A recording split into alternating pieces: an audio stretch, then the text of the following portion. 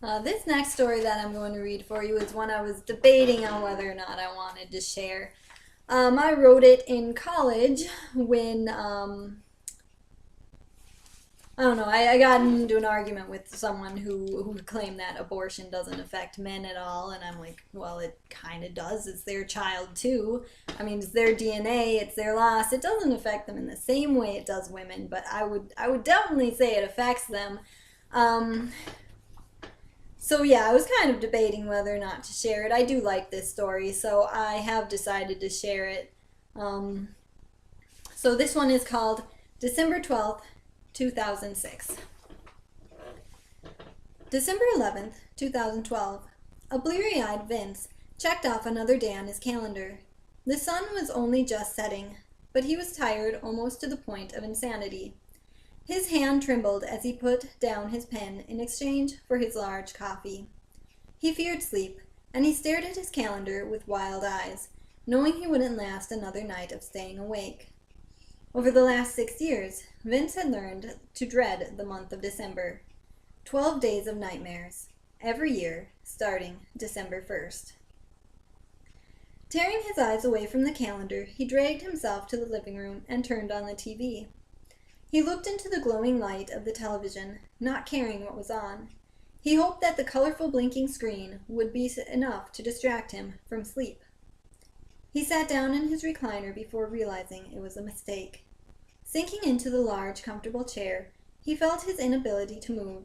His eyes started to droop shut, and he blinked a couple of times, trying desperately to get some control over his own body. Then a soft, melodic tune came from the actors on screen, and his eyes closed for the night, his head dropping against his chest.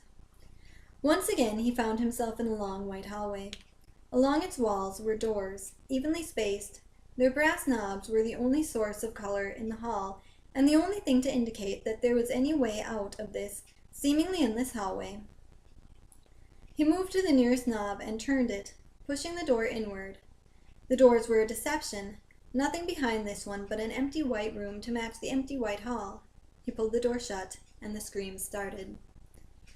They were the screams of a baby, torturous cries, so unlike the high-pitched notes to alert its mother of some unknown need, but cries of a horrendous and unknown pain. They echoed around the hallway, and it was impossible to detect which door they came from. Vince felt panic rise up into his chest. The child needed him, and he was the only one who could stop whatever it was that made the child cry. He looked around desperately, trying to locate the door that hid the source of the sound. He ran to one and pulled it open. Nothing. Working his way down the hall, he pulled each door open in turn. The farther he got, the more his fear grew. Visions of monsters sprang in front of him, intangible beings which he moved through to get to each door. The screams got louder as he went, and finally he came to the end of the hall, the last door. Vince stood panting outside it. A cold sweat now coated his body, and he was shaking. He reached his hand out to touch the brass knob. His hand burned as his fingers closed around it. He pushed open the door, and the screaming stopped. Perhaps it is over, he thought, doubtfully, as he stepped into the last room. Unlike the others, this room was not empty. It looked like a crazy apothecary shop, filled with jars of all different sizes, stacked on top of each other. They lined tables and shelves, which created a maze around the room. Curious, he wandered over to them to see what mysteries they held. A sudden wave of nausea struck him as he beheld the contents of those jars. Body parts. The room was strewn with the tiny limbs of children. Who was responsible for this, he wondered, feeling weak and alone. He cast a nervous look over his shoulder. Knowing the monster was in the room with him, he moved cautiously among the aisles of jars. As he went, he noticed that a date was engraved upon each jar. He read them as he went. January 1st, 2008. February 20th, 1989. April 6th, 1997. He continued following the winding maze of glass and limbs until he reached a dead end. December 12th, 2006. His stomach pitted as he read the date. He did not want to see what this jar held. He tried desperately to look away, to turn around and head back into the white hall with the brass doorknobs. Instead, his body stayed rooted to the spot. His limbs felt like iron as he tried to lift one leg, then the other. His head was forced up by an invisible power. His eyes landed on a familiar face. The decapitated head of a baby girl looked blankly out at him from the jar. She was breathtakingly beautiful. He blinked back tears as he looked into her dead green eyes and at her small pink mouth, opened slightly in a soft baby coo. "Sarah?" he asked in a whisper, disbelieving what was right in front of him. No, it can't be Sarah, he thought. She was alive and well. He had seen her 6 years ago when they were still dating. And she had blue eyes. This small face looking at him didn't have blue eyes. She had green, like his. Wrenching his gaze away, he looked once more at the date on the jar, December 12th, 2006.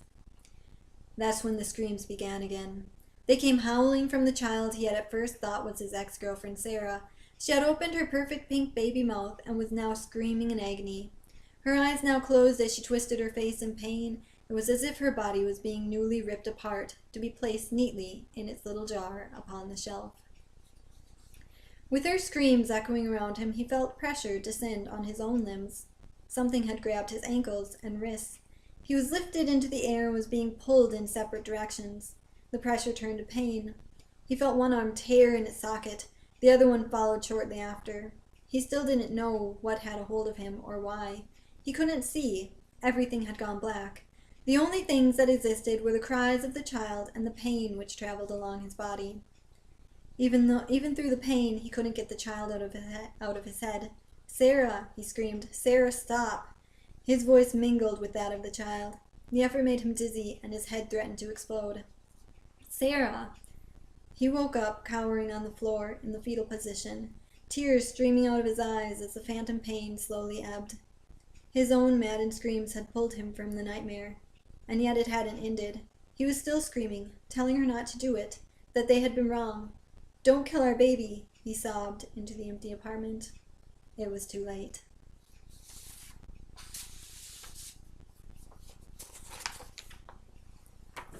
And that's that one. See you next time. If you like what you heard, subscribe to my channel by clicking the button subscribe.